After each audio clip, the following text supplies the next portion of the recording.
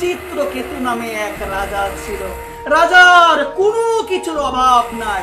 রাজা মানে তো প্রচুর পরিমাণ ঐশ্বর্য, প্রচুর পরিমাণ ধন, প্রচুর পরিমাণ সম্পদ রয়েছে, অভাব আছে কিছু? অভাব নাই।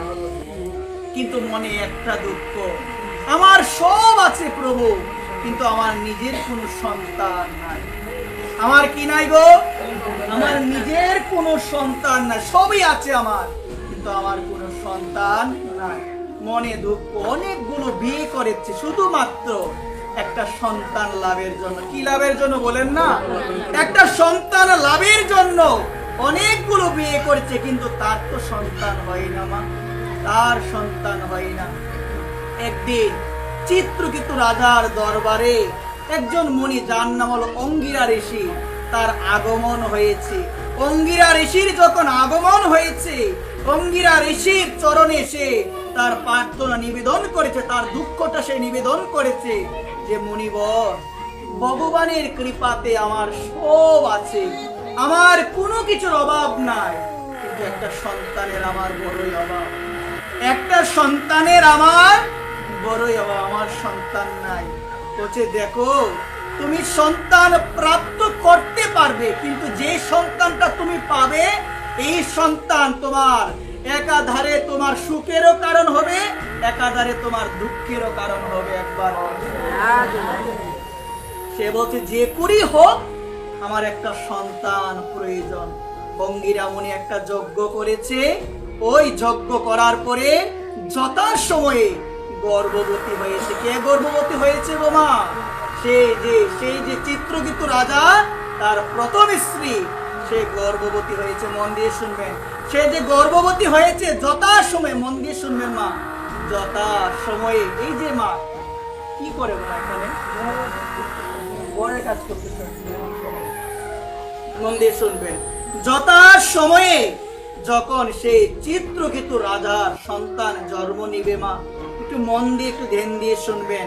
জন্ম নেওয়ার পূর্বে সন্তান যখন গর্ভে থাকে, মা বাবাকে নির্দিষ্ট কিছু কর্ম করা প্রয়োজন। মন দিয়ে শুনবেন। সাঁত দেওয়া হয়, কত কিছু করা হয় না গো মা? অনেক কিছু করা হয়।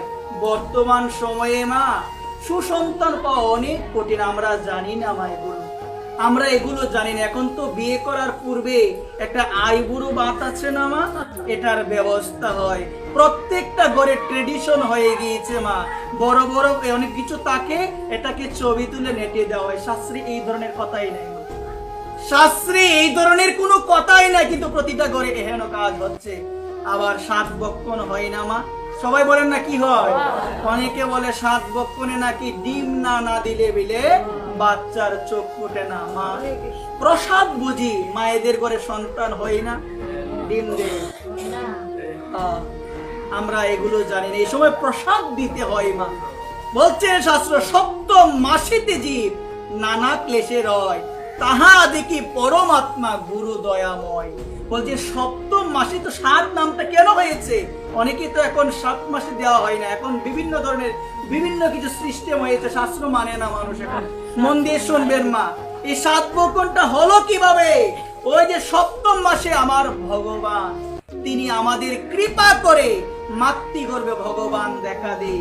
এই সময় প্রসাদ দিতে হয়, ভগবানকে নিবেদিত করা প্রসাদ দিতে হয়, বৈষ্ণব উচ্ছিষ্ট প্রসাদ। এই সময় যদি আমার সে গর্ভধারিণী মা, আমার সে গর্ভধারিণী মা যদি এই সময় যদি সেই প্রসাদ গ্রহণ করে, গর্ভে যে বাচ্চাটা আছে এটা অবশ্যই অবশ্যই ভগবানের ভক্ত হবে। একবার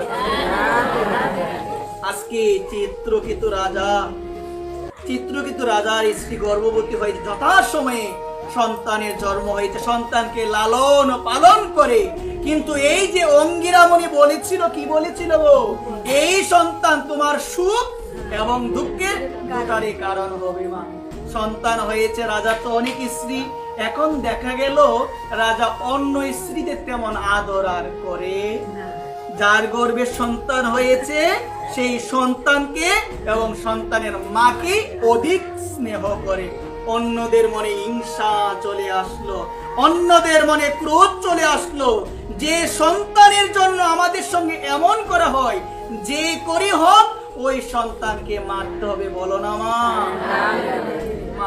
হিংসায় পরিপূর্ণ হয়ে যে দুধ ছেলেটা গ্রহণ করে, ওই দুধের মধ্যে ওই মাগুলো, বিমাতাগুলো দিল বিষ মিশিয়ে। মা যথা সময়ে ওই বিষ রূপী দুধ গ্রহণ করে সন্তানের মৃত্যু হয়ে গেল।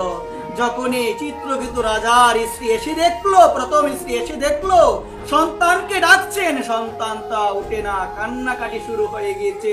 চিত্রগুপ্ত যথাসময় এসে দেখে আদরের সন্তান, একমাত্র সন্তান এই জগতের মায়া ত্যাগ করে সে চলে গিয়েছে, কান্নার একদম ভেঙ্গে পড়ে গিয়েছে। কান্না আর তো থামে না, কান্না আর থামে না। এখন নারদ মুনি এবং অঙ্গিরা ঋষি দুইজন মিলে চিত্রকেতু রাজার দরবারে তারা উপস্থিত হয়েছে। মন দিয়ে শুনবেন মা, দুইজন মিলে তারা আজকে উপস্থিত হয়েছে। উপস্থিত হওয়ার পরে সাধুদের দেখার পরে সাধুদের চরণে লুটিয়ে পড়ে ক্রন্দন করতে লেগেছে। নারদ মুনি মনে মনে ভাবলো, এদেরকে একটা বিশেষ শিক্ষা দেওয়া প্রয়োজন, এদেরকে একটা বিশেষ শিক্ষা দিতে হবে। মৃত সন্তানের কাছে গেল নারদ মুনি। মৃত সন্তানের কাছে নারদ মুনি গিয়ে নারদ মুনি ওই মৃত সন্তানকে আবার জীবিত করে দিল। জীবিত করার পরে বলছেন, দেখো তোমার মা বাবা তোমার জন্য ক্রন্দন করছে। এই যে এখন যে কথাটা না হবে, এটা বিশেষ একটা শিক্ষণীয় কথা। মন দিয়ে বিশেষ শিক্ষণীয় কথা বলছেন, তোমার মা বাবা ক্রন্দন করছে, তুমি কেন চলে গিয়েছো? বলছে আমার কোন মা বাবা, আমার কোন মা বাবা? কারণ কর্মের চক্রে আবর্তিত হতে হতে আমাকে অনেক অনেক জুনিতে ভ্রমণ করতে হয়েছে। মাছ কুলে এসেছি, পশু কুলে এসেছি, কুকুর হয়ে এসেছি, বিড়াল হয়ে এসেছি, বৃক্ষ হয়ে এসেছি, অনেক কিছু হয়ে এসেছি। প্রতি জন্মেই আমি মা বাবা পেয়েছি। কোন মা বাবা ক্রন্দন করছে আমার জন্য? কোন মা বাবা? কর্মের চক্রে আবর্তিত হয়ে আমাকে বারংবার আমাকে এই মা বাবার মাধ্যমে জন্ম নিতে হয়েছে। কোন মা বাবা ক্রন্দন করছে? এই কথা চিত্রগুপ্তের হৃদয়ে একদম গেঁথে গেল। আরে আমি যাদের ভাবলাম, যাকে ভেবেছিলাম আমার সন্তান, সেই সন্তান কি বলল? কোন মা বাবা? বলছেন দেখুন, এই জগতে আপন কেউ নয়, সেই মৃত সন্তান জগৎকে শিক্ষা দিল। পিতা বলো, মাতা বলো, যাই বলো না কেন, এটা দেহগত সম্পর্ক। দেহের যখন বিনাশ হয়ে যাবে, নিজের আপন সন্তান তার সাথে সম্পর্ক শেষ। একবার একমাত্র একজনের সাথে অটুট সম্পর্ক থাকবে, তিনি কে? কথাটা কি বোঝা গিয়েছে মা? সহজ কিনা? আপনারা যদি উপলব্ধিতে আনতে পারেন, শিক্ষাটা দিল কি? একমাত্র আপনকে ভগবান, একমাত্র আপন হলো ভগবান। সে ভগবানকে যদি আমি ভালোবাসতে না পারি মা, আমার এই জীবন, আমার এই সময় সমস্ত কিছু বৃথা। এখানে ভগবানকে সময় দাও, ভক্ত সঙ্গ করো। কারণ